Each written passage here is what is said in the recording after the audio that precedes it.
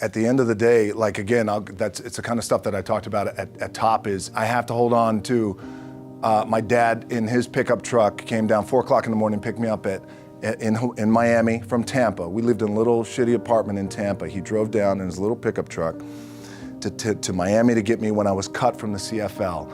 I was driving up I-75. I don't know if you guys are from Florida, any of you guys, if you know, it's I-75 is like, especially down in Florida, Alligator Alley. I'll never forget it. It's 4 o'clock in the morning. And I thought, well, I leave home like you guys left home. I'm ready to tackle the world, to get after it, achieve my dreams and goals. Crushed by 22, 23 years old. Now I got to move back in with my mom and dad. I played on great teams though. Wait a second, this is not supposed to be my future.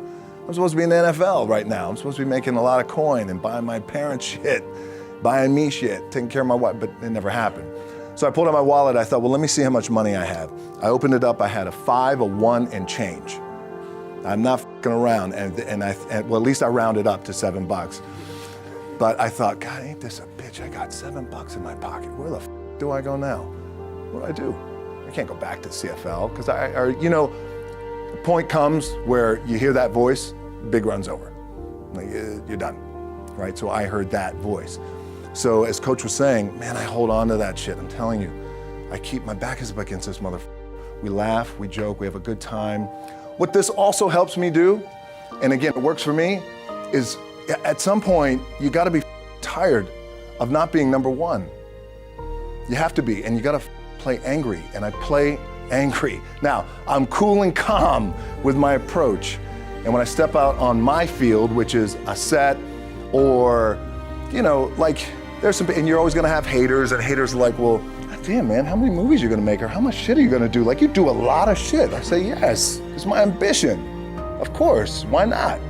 I could do it. Yeah, I love what I do. And not only that, but in what world do we not work every day? My back is up against this thing, and I started to play angry, by the way, and I still play angry. My last match, Brock Lesnar, transitioned, and I realized if I had to be great at something, I wanted to be great in this world of Hollywood and movie making, and producing and entertainment, I had to commit. And like you guys have to commit. Obviously, you commit to something, commit to the goal. So I quietly retired. 2 years later, I thought, what the did I do with my career? Because my movies were not doing well. I was written off. It was around 2006, 2007. I was like, God damn. I left, I pulled a Jim Brown. I left when I was on top, like number one in the wrestling business, and I left. It was a ballsy, gutsy, some call it stupid move, but I had to commit and I had to follow what was in my gut. And at that time, I'll share this with you guys, and Will Smith is my boy, and I sat down at that time with the agency I was with, and they said, what do you want to accomplish? I said, I want to accomplish the world. I want the world, and I want Will Smith's career, and I said, and I mean this respectfully because I know he's here at this agency with us, I want to do it bigger and better. And they looked at me like I had 3 heads, and they were like, okay.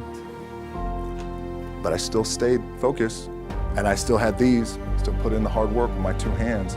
The key for me, what I think one of the keys is, remember where you came from, keep that shit in the front of your mind, and when shit goes bad and it goes sideways, a lot of shit does, you're getting booed out of the building, or you're coming through this injury, or people are writing you off, oh, you guys ain't, any of that shit. You gotta keep it in here. And it really has to, it should drive you. It should. It works for me. It should drive you. You got all the talent in the world. It's all here. It's all here. Everybody's the next best thing. Everybody's the thing. Everybody's the best. But goddamn, I want to do it better. I'd want to do it better. I don't know how that is, because they even said to me, well, how do you do it better than him? This was in 2006. I said, I don't know. But I do believe there's a better way to do it and a different way to do it. Maybe it's through social media, connectivity, global, I don't know. Let me understand the market, all that. Here I am, right? And one day you guys are going to be there too. So the key for me was, where does it start? What's the anchor? What's the anchor? So I could have all these ambitions, and you guys have all these ambitions, which is great.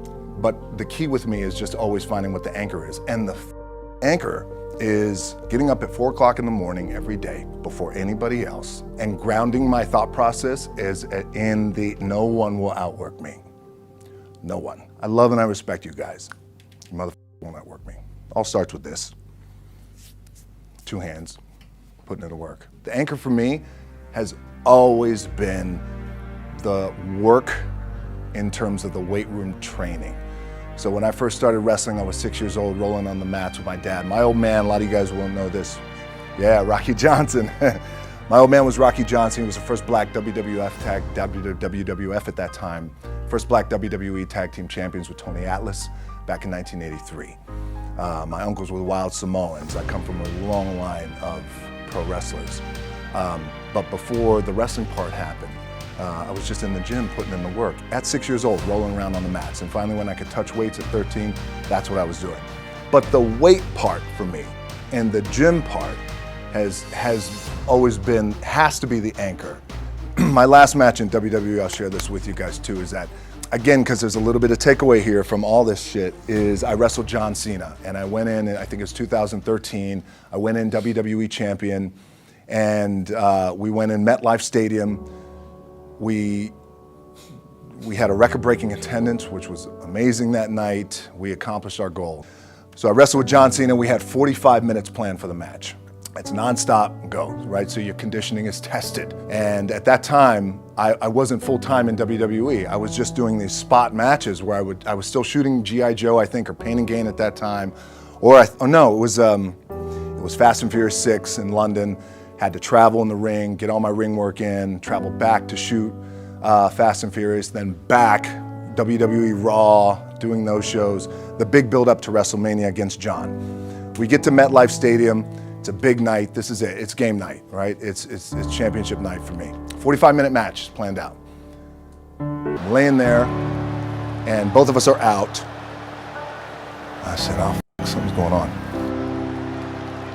And I stick my hand, that was 85,000 people, right? And we're just laid out like this. I kind of roll over, I stick my hand down in my trunk just to see, I want to make sure that there was no bone sticking out.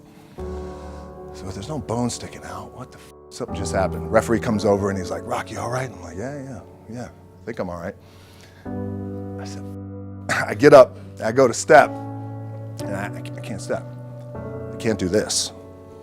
I have to use my leg like momentum. I gotta do that. So now in that moment, and you guys are gonna have these moments, you probably already had them already, where you're in the game and you're in the thick of things, and you gotta make a decision. What I gotta do? I'm gonna stay in the game, committed to the team, I committed to my team, the entire roster. And in the world of wrestling, when you have a big show like this and you have a big main event that the entire show is based around, the wrestlers will come up to the two people in the main event at some point all throughout the night in the locker room and just be like, hey, thank you for the house. I appreciate it. Thank you for the house. And what that means is, that's their way of saying thank you for helping draw 85,000 people and putting a lot of money in my paycheck, in my bank account. Thank you for the house. We got a lot of thank you for the houses that night. Bang. This happens, and now I realize I can't move my leg. And I got 30 minutes left of this match. And it's not just like around. I mean, these are like, we got to put on a show. There's a lot of big flying and suplexes and all that. So I could tell the ref says, are you okay? And I have one moment. In this moment, it was a defining moment. I could either tell him, no, I'm done. He'd give the signal, match is over. Or, let's keep going. And again, this is a little takeaway for you guys. If you ever have this moment, I'm sure you have. If you haven't, it's coming. We have this decision. And I said, no, let's keep going. I said, how much time is left? He's like, 32 minutes. I'm like, okay. Rest of the whole match, couldn't move, doing everything like this.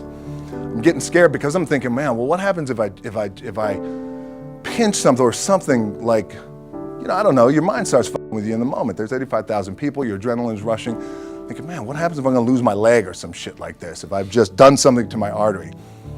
Final move of the match is his big finishing move. And I remember I'm getting up and I'm turning like this because I have to fall into him. He's gonna hit me with his big finisher. It's like a massive suplex where I go over his head and slams me down. And I remember turning into John, and he says, and I remember thinking to myself, God, please don't let this be too bad. Just take care of me. Take care of me. Bang! Comes in the back. I get to the back. I can't move. Now I'm getting a little nervous. And doctors come in. Don't know what's happening. Rush, get on a jet, rushed home to my doctors down in Florida. and get an MRI, find out that I have completely torn my adductor, the top of my adductor and my top of my quad off my pelvis. Yes, really, really f***ed up. So it's a very long story to tell you. What I was proud of was to walk out on my own, but not only that, but in this moment where the odds are against you, people are watching, your team's depending on you, you either say, I'm done, or this shit, whatever the is going on, it's temporary, and it may me up at some point down the road. But I'm not gonna let this opportunity go by without giving it